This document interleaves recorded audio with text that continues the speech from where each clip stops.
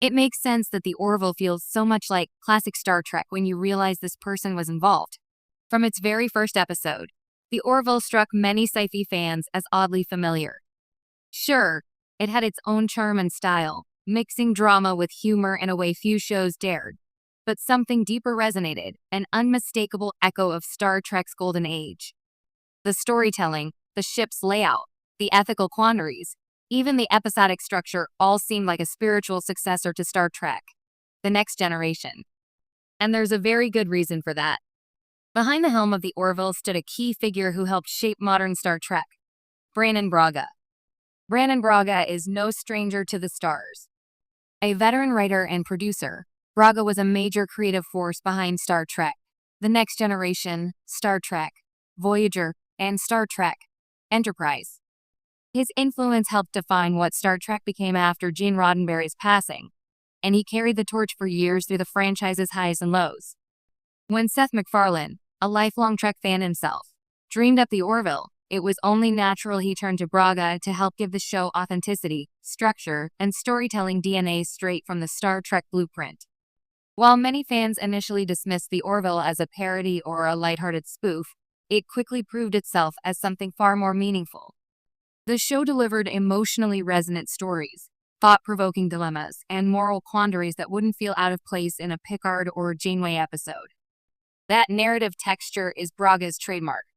He co-wrote classics like Cause and Effect and All Good Things on The Next Generation, and brought deeply human themes to Voyager episodes like Year of Hell.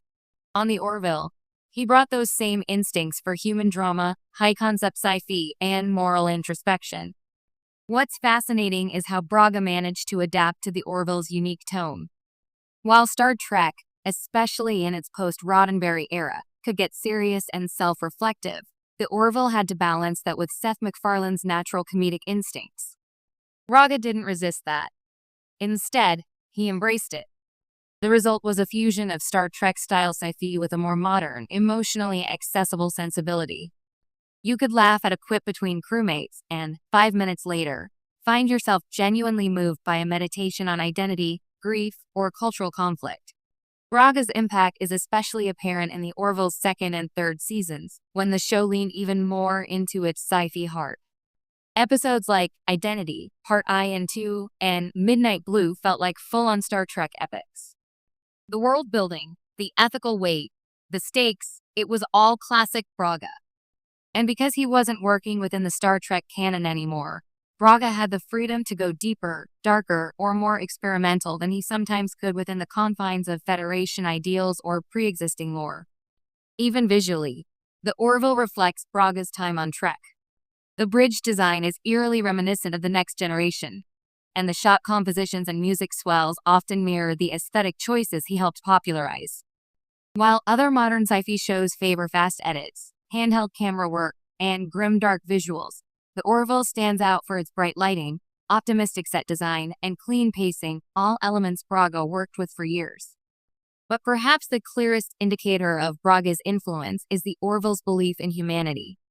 Just like Star Trek in its prime, the Orville doesn't revel in dystopia or collapse.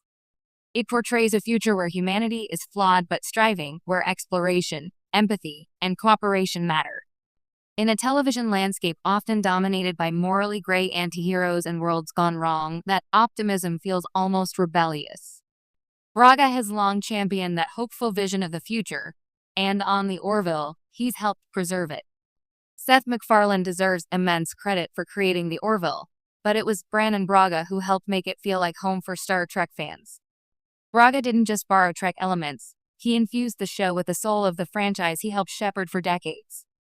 And that's why the Orville resonates so deeply with audiences who grew up on Picard, Sisko, Janeway, and Archer. It's not just a homage.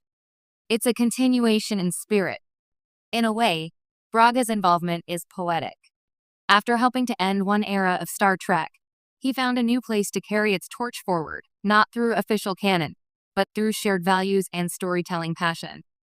The Orville might not have a Starfleet insignia, but thanks to Braga, it carries the heart of the final frontier.